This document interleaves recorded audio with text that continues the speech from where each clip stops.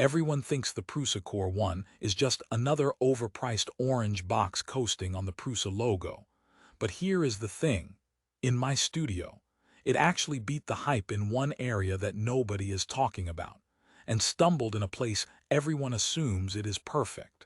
When I saw the teaser, I was convinced this was Prusa trying to play catch-up with the crazy fast CoreXY machines out there. But after a solid month of real projects, long prints, and a few near disasters, my conclusion is not what the marketing would want. I pushed this thing through 30 days, around 6 kilos of filament, functional parts, cosplay, and detail minis. And what I found will either save you a ton of money or convince you this is finally the upgrade you have been waiting for. Before we dive into what I discovered and where the Core One actually disappointed me, quick heads up. If you are already halfway convinced and just want to check the best current price, I will drop my affiliate link in the description. But stick around, because what I am about to show you might change whether you click that link at all. So, why did I even bother with the Prusa Core One? Look, I was done babysitting printers. My old bedslinger worked, but every big print felt like a gamble. Corners lifting on ABS, support scars on PETG, random layer shifts at hour 17 of a 20-hour job. I wanted something I could rely on for client parts and longer production runs, not just a fast benchy for Instagram. The Core One promised that sweet combo: CoreXY speed, fully enclosed stability, and that classic Prusa reputation for reliability. But I was skeptical. On paper, cheaper CoreXY machines were already bragging about 500 millimeters per second, carbon this, linear rail that. And Prusa machines, historically, have not been the fastest kids on the block. So the question was simple. Is this actually a serious workhorse upgrade, or just a slower, more expensive version of what you can already get? My testing started with the basics: speed versus quality. I loaded up standard PLA, default profile, 0.2 millimeter layers, and ran the usual suspects: calibration cube, benchy, and a larger structural bracket that normally takes me about 9 hours on a typical printer. Out of the box, the Core One pushed that same bracket out in just under 6 hours, with noticeably cleaner overhangs and sharper text than my tuned older machine. Not record-breaking compared to the wild claims you see from some brands, but here is where it got interesting. I started cranking the speed up. At around 200 millimeters per second, most printers start to look like melted candle wax. On the Core One, the surface finish definitely softened, but dimensional accuracy stayed surprisingly tight. My test cube came in within about 0.05 millimeter of spec in every direction. Not perfect, but for functional parts, very usable.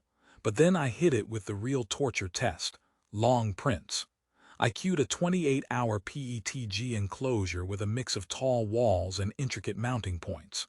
Enclosed printers love to flex here: heat creep, warping, random bed adhesion issues.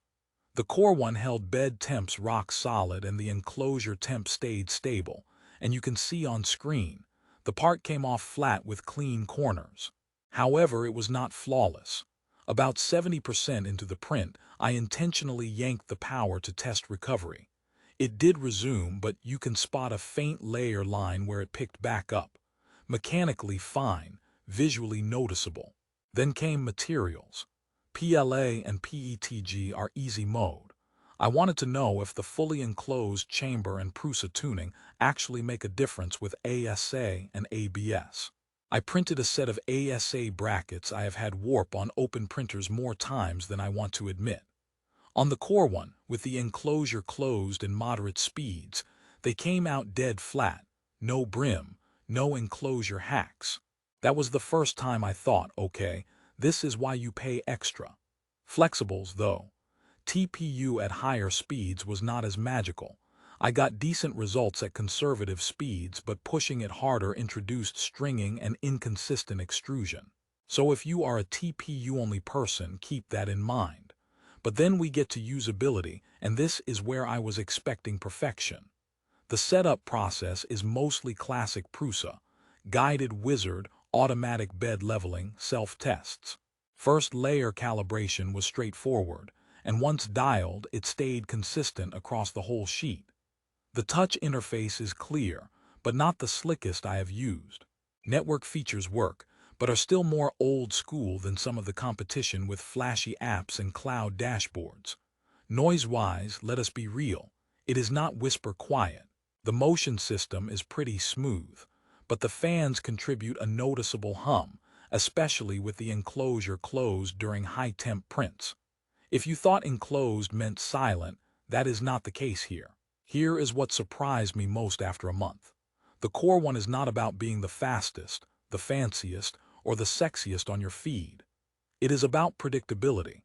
I ran back-to-back prints of the same mechanical part in PETG and ASA, swapped sheets, changed filaments, even intentionally left the machine idle for a couple of days and then hit print again.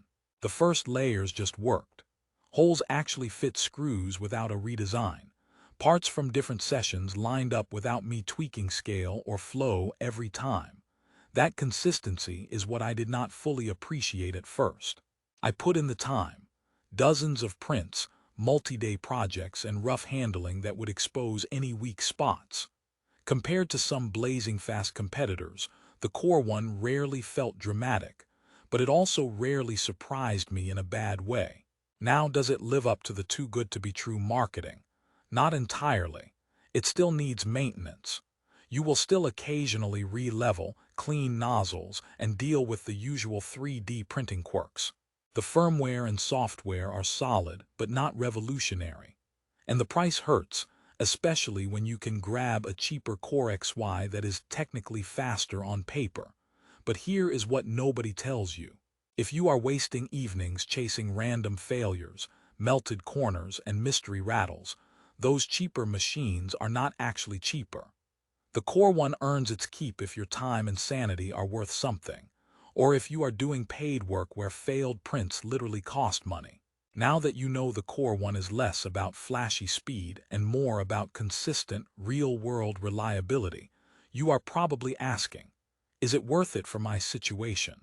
If you are leaning yes and want to check the current price, any bundle deals, or see what filaments it is often paired with, I have got a link in the description that will take you straight to the best listing I could find. Bottom line, the Prusa Core One is not for everyone. If you are brand new, on a tight budget, and just want to dabble with a few PLA minis on weekends, this is probably overkill. Grab something cheaper, learn the ropes, and upgrade later. But if you are a serious hobbyist, a small business, or someone who is sick of babying 3 different printers to get one reliable output, the Core One starts to make a lot of sense. It gives you that set-it-and-forget-it feeling more often than most machines I have used, without demanding you become a full-time machine tech. For the right user, it is absolutely worth the investment. For the wrong user, it is just an expensive orange box. The trick is knowing which one you are before you hit that buy button.